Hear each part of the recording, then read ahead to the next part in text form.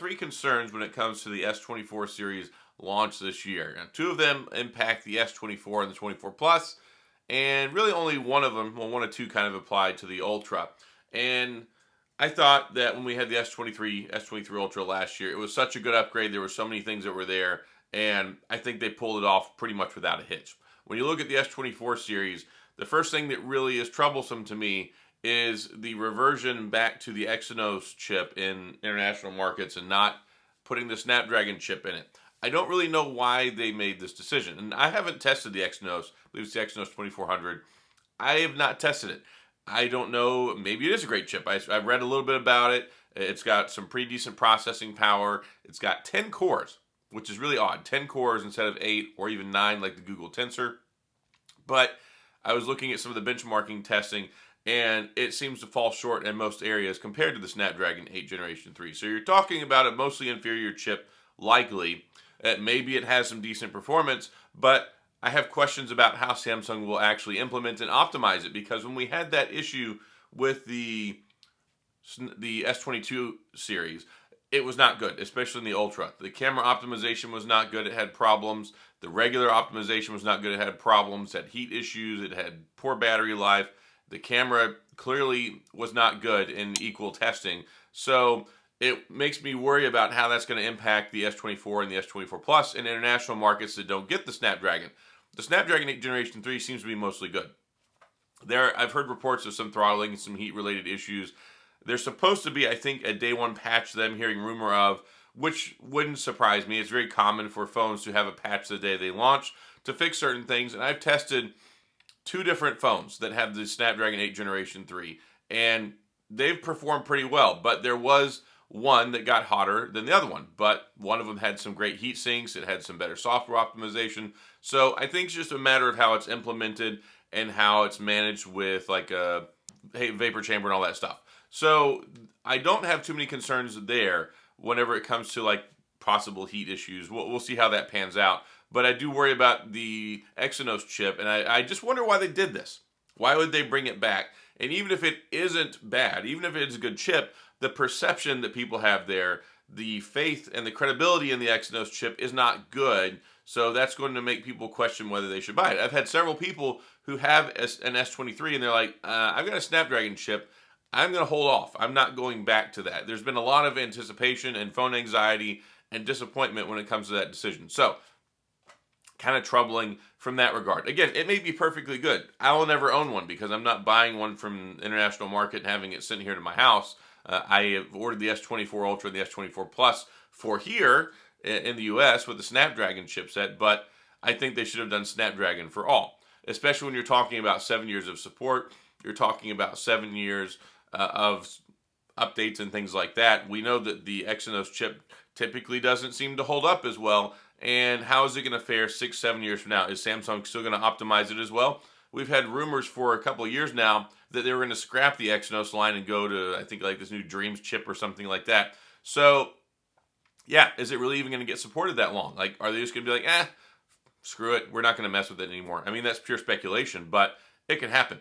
So that's one concern. The other is this whole AI thing. So there was a lot of rumors about this AI for all and the new AI functions and things. I still think that Google Pixel's AI functionality is better and has more options and things you can do, but it is nice to see some of these AI features on the Samsung phone. What concerns me is the fine print that they had at the bottom of the S24 AI webpage saying that it was free until the end of 2025, implying that you'll have to pay for it after that. So why they're going that route, I don't know.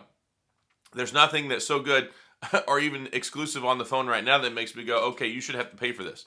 I mean, for Pete's sake, the Circle to Search feature is going to be launching on the Google Pixel 8 and 8 Pro the same day that the S24 series phones drop on the 31st. So it's not even an exclusive feature. So I'm like, what are you going to charge for in 2 years? And I think it was kind of disingenuous because they didn't mention in the keynote that it was only going to be free for the first 2 years. So if you got a phone that's going to be supported for 7 years, why are you going to have to pay for AI features that you've gotten used to, that you've enjoyed, that you've had added to your phone over the first 2 years? I really think that that's not a very good decision. Honestly, the popular sentiment is that there will be enough blowback from this that Samsung will look at it negatively and go, okay, we're just not going to do that. But we have no indication of that right now. That'll be a later decision. So there's that. And then the last thing that concerns me is the price increase. So why did the S24 Ultra go to $1299? I'm glad the S24 and the Plus stayed at their respective prices, $799 and $999. I think that's fair. I really like a lot of the improvements that they've done to the S24 Plus. I think it makes it a much, much, much better phone. A much better phone. But why did we go to $1299 for the Ultra? There's really no reason for that. I don't see a reason for it anyway. And someone's like, oh, well, with these AI features and stuff, like more premium features they should charge for. Well, the AI features are also going to be added retroactively to other phones like the S23 Ultra. So it's not even really all that exclusive to the S24 lineup. The other phones have the Snapdragon 8 Generation 3, at least here in the US market. And really the only physical change, I mean, yes, there's some titanium, which, yeah, cool. I mean, I really don't find that it adds that much benefit to my iPhone 15 Pro Max.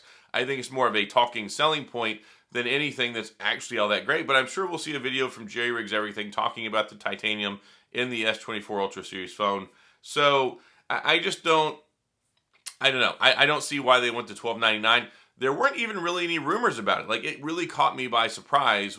I didn't even realize until the phone had launched that the price had gone up. Normally, people are pretty keen on this, and they're like, oh, there might be a price increase. We're expecting a price increase.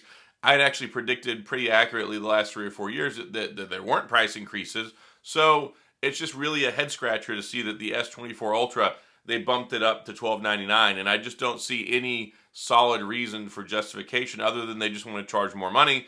And, well, they're making the S24 Plus look more lucrative now, so maybe they expect more people to buy the Plus, so they need to make a higher profit margin off of the Ultra. I don't know.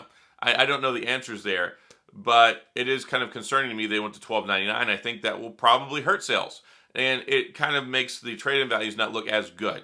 So they bumped the trade-in value. Last year it was like $550 for the S22 Ultra. This year they're saying, okay, you get $750 if you trade in the S23 Ultra, which is good, but then you have to take into consideration that they bumped the price up $100, so really it's only like $650. So it's not even as good as it has been historically. So there is that. Of course, they're giving the free storage upgrade. They're giving the 15% student discount. They've got the $100 Samsung credit. If you did the reserve your pre-order credit, that was another $50 towards extras. And then I've got a link in the description through my affiliate partner. If you use that, you get another exclusive $50 Samsung credit you can use for cases, accessories, and things like that. And of course, they have a discount on the Samsung Care, which I was right about, exclusive colors. So there's some incentives there, and the carriers, you can get a lot of good deals there as well. But of course, as people like to point out, yes, you do have to get locked into an agreement for that, which I don't think people need explained to them. I think that's pretty well known at this point. But the carriers have had some pretty good deals. So those are really the 3 concerning things I had about the S24 series with the launch that I was worried about. The Exynos for those phones, the international markets, having to charge for the AI in 2 years, which we'll see if that even happens, and then the price increase on the Ultra. But otherwise, most things look pretty on the up and up and look pretty solid to me. So that's all I've got in this video. If you have any questions or comments, please go to the comment section. I'll do my best to get back with you. Let me know what your thoughts are. Did you pre-order one? Are you on the fence? Did some of these changes make you mad and you're not going to buy one? I'd love to hear from you. We'll talk about it. If you enjoyed the video, if you like the Samsung coverage, please hit the like and the subscribe button because you want to get more videos because I put them out every single day. So hit the notification bell. And as always, thanks for being here. I appreciate you watching. And I'll see you guys next time.